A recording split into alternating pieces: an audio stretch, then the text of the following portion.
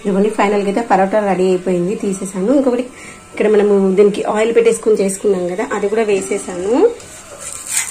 పల్చగా వచ్చింది చూడండి. ఇలా టర్న్ చేసుకొని చూడండి ఎంత కలర్ఫుల్ గా ఉంది కదా. ఇలా ఈజీగా పిల్లలకైతే స్నాక్స్ బాక్స్ లకు కానీ, మార్నింగ్ బ్రేక్ఫాస్ట్ కానీ, ఈవినింగ్ స్నాక్స్ కానీ ఇలా చేసి ఇవ్వండి, హెల్దీగా తినగలుగుతారు. ఫ్రెండ్స్, ఈ రోజు అయితే నేను మనము మొలకలు తయారు చేసి పెట్టుకున్నాం కదా, ఆ యొక్క మొలకలతో స్ప్రౌట్స్ అయితే చేస్తున్నాను. వీటిని అయితే కచ్చా పచ్చగా మిక్సీ పట్టుకుందాము. మిక్సీ పట్టుకున్న తర్వాత ఏం చేయాలో చూపిస్తాను.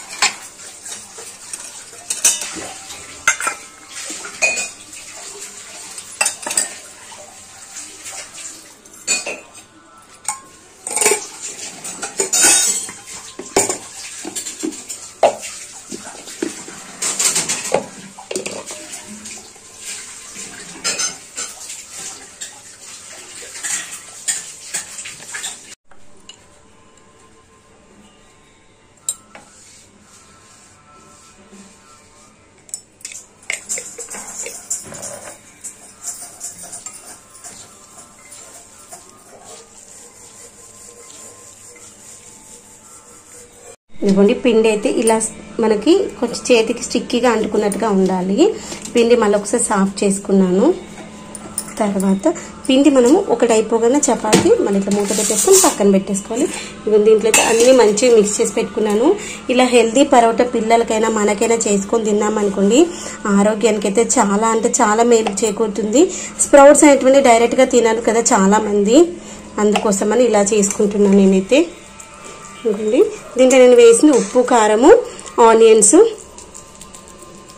ఇవి వేసా అంతే. దీన్ని మనం ఇలా ఫీల్ చేసుకుందాము.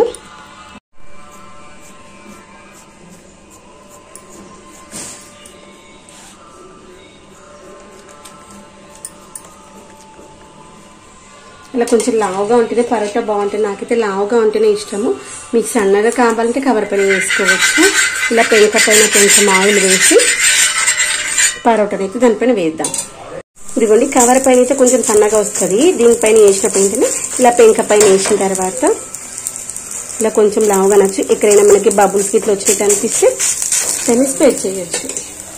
మంచిగా కొంచెం ఆయిల్ వేసి స్ప్రెడ్ చేసామనుకోండి ఈజీగా స్ప్రెడ్ అయిపోతుంది. కవర్ యూజ్ చేయొద్దు అన్న సెన్స్తో ఇలా చేస్తున్నాను అనమాట. కవర్ పైన అయితే ఇంకా సన్నగా వస్తుంది. బాదం ఆకు పైన వస్తుంది. ఒకసారి నెక్స్ట్ టైం ట్రై చేయాలి. టైం అవుతుంది. నెక్స్ట్ టైం ట్రై చేసిన పద్ధతి చేద్దాం. చూడండి సన్నగానే వచ్చింది కదా. అఖిల్ ఇప్పుడే స్పోర్ట్స్ నుండి వచ్చేసాడు, స్నానానికి వెళ్ళిపోయిండు.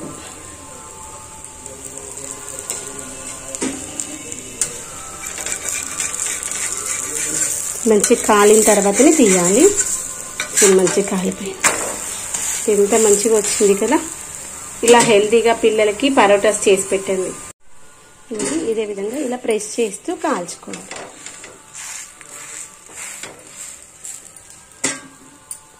ఇదిగోండి ఫైనల్ గా అయితే పరోటా రెడీ అయిపోయింది, తీసేసాను. ఇంకొకటి ఇక్కడ మనము దీనికి ఆయిల్ పెట్టేసుకుని చేసుకున్నాం కదా, అది కూడా వేసేసాను.